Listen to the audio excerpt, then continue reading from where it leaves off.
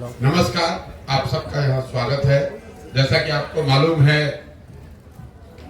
2 अक्टूबर 2022 से जन सुराज अभियान के तहत जो पदयात्रा हम लोगों ने पश्चिम चंपारण के गांधी आश्रम भितिहरवा से शुरू की, उसको अब करीब करीब 18 महीने 4 दिन हो गए हैं।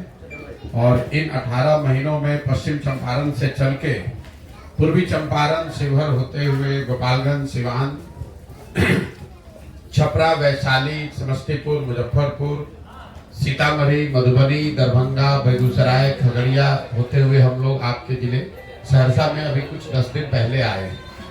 अभी मैं सहरसा में करीब 15 से 20 दिन और रहूंगा।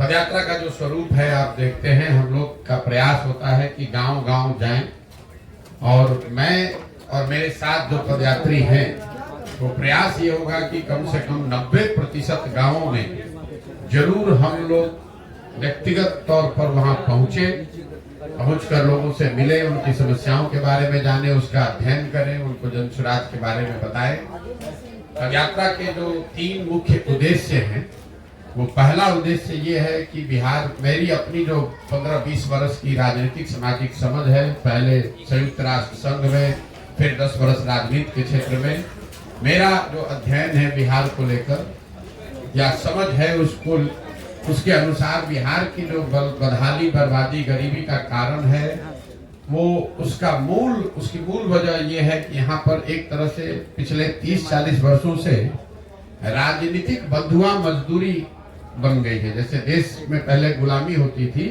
वैसे बिहार में राजनीतिक तौर पर लोगों की गुलामी हो गई है, चाहे वो जात के नाम पर हो, हिंदू मुसलमान के नाम पर हो, या भाजपा के डर से लालू और लालू जी के डर से भाजपा। तो ये जो समस्या है, हम लोग बात करते हैं कि बिहार में सड़क नहीं है, पढ़ाई नहीं है, रोजगार नहीं है, गरीबी है, पलायन नहीं, ये सारी बातें लोगों को पहले से पता है। हम लोग आकर एक दिन देखते हैं, नेता लोग आकर उस पर चर्चा कर सकता है, पत्रकार उस पर लिख सकता है, लेकिन जो लोग इस जीवन को जी रहे हैं, उनके लिए तो डेली का काम है। इसके बावजूद वो लोग फिर जाकर वोट उन विषयों को छोड़कर दूसरे विषय पर क्यों देते हैं? तो उसकी ये 4 वजह मुझे जो समझ में आई है कि लोग यहाँ पर अपनी समस्याओं से जूझते हैं, परेशान हैं, लेकिन जब वोट का वक्त आता है तो वोट यहाँ पर मुख्यतः 4 विषय पर लोग दे रहे हैं। पहला, अपनी जाति के आधार पे। दूसरा, जो जाति से बचा वो धर्म के आधार पर। ये मानना कि सिर्फ बिहार में हर व्यक्ति जाति पर वोट दे रहा है, ये भी बिल्कुल सिरे से इसको मैं खारिज करता हूँ। और इसका उदाहरण भी मैं हमेशा देता हूँ कि अगर हर व्यक्ति बिहार में जाति के नाम पर ही वोट दे रहा है, तो नरेंद्र मोदी जी को वोट बिहार में दे कौन रहा है?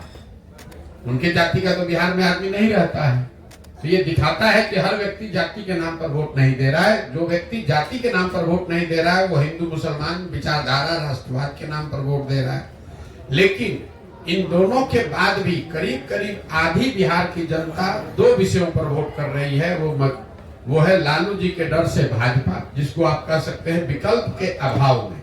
भाजपा को दे नहीं सकता इसलिए लालू जी को दे रहा है, लालू जी को नहीं दे सकता इसलिए भाजपा को दे रहा है। इन चारों चीज को अगर आप जोड़ दें तो आपको बिहार में 2/3 से ज्यादा जो वोट पड़ता है, वो इन्हीं 4 वजहों से वोट पड़ रहा है। तो पदयात्रा का पहला उद्देश्य यही है कि गांव-गांव जाकर लोगों को ये बताया जाए कि आप चाहे जीवन भर अपनी समस्याओं के बारे में चर्चा कर लें, जब तक आप इनसे अलग हटकर अपने और अपने बच्चों के भविष्य के लिए वोट नहीं करेंगे, तब तक आपका भला होने वाला नहीं है। वोट आपको जिसको करना है कीजिए। इस पूरे पदयात्रा के दौरान मैं ये नहीं कह रहा हूं कि वोट किसको कीजिए, मैं ये कह रहा हूं कि आप वोट किस बात के लिए कीजिए। अगर आपको मोदी जी को वोट करना है, मोदी को करो, लालू को करना है, लालू को करो, लेकिन वोट अपने और अपने बच्चों के लिए करो। ये पदयात्रा का पहला उद्देश्य है, गांव-गांव जाकर बताना। दूसरा उद्देश्य ये है कि लोग जो मजबूरी में वोट कर रहे हैं, विकल्प के अभाव में, जिनको समझ है कि हमको जाति के आधार पर नहीं, धर्म के आधार पर नहीं वोट करना है, लेकिन उसके पास विकल्प नहीं है, तो वो विकल्प के अभाव में वोट न करना पड़े, इसके लिए लोगों को हम ये बता रहे हैं कि आप साथ में आइए और आप मिलकर एक नया दल बनाइए। कई लोगों को ये लगता है मेरे नजरिए से कि पहले नेताओं की, दलों की मदद करते थे, अब बिहार में ये क्या नया काम कर रहे हैं। तो मैं आपके जरिए से आपको और आपके दर्शकों को, बिहार की जनता को बताना चाह रहा हूं कि मैं नया काम कुछ नहीं कर रहा हूं। जो काम हम पहले कर रहे थे वही काम कर रहे हैं। पहले मैं नेताओं को, दलों को सुझाव देता था कि किस तरीके से अपने संगठन को, दल को व्यवस्थित कीजिए, कैसे आप किन मुद्दों को लेकर जनता के बीच में जाइए, कैसे प्रचार प्रसार कीजिए, कैसे चुनाव लड़िए, जीतिए।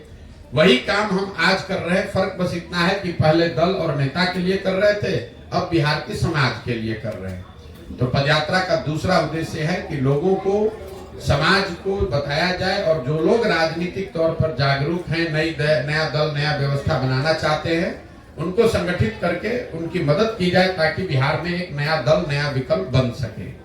और तीसरा पदयात्रा का जो उद्देश्य है कि अगर लोग सही तरीके से वोट कर भी दें, सही लोग चुनकर आ भी जाएं, तो भी बिहार तब तक नहीं सुधरेगा जब तक बिहार को सुधारने का एक नजरिया, एक प्लान, सोचा समझा विजन ना हो।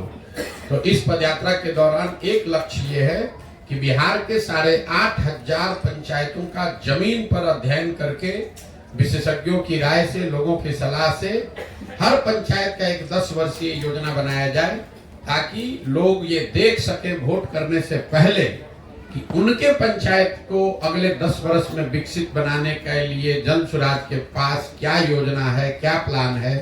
उस योजना को बनाकर पहले जारी करेंगे, लोग उसको देख पाएंगे, पढ़ पाएंगे, उनको ठीक लगेगा तो जुड़िए, ना ठीक लगे तो कोई बात नहीं है। तो पदयात्रा में जो इतना लंबा समय लग रहा है वो इसीलिए लग रहा है कि ये सिर्फ किलोमीटर चलने का मुद्दा नहीं है।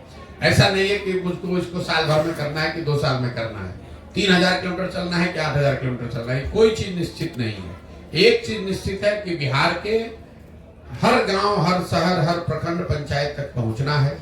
दूसरा चीज निश्चित है कि इन 3 लक्ष्यों की प्राप्ति के लिए गांव गांव जाकर लोगों को जन जागरण के हिसाब से उनको बताना है कि आप अपने और अपने बच्चों के लिए वोट कीजिए। अगर आप नया दल विकल्प बनाना चाहते हैं तो नया दल और विकल्प बनाइए। और तीसरा, हर पंचायत के लिए एक योजना बने।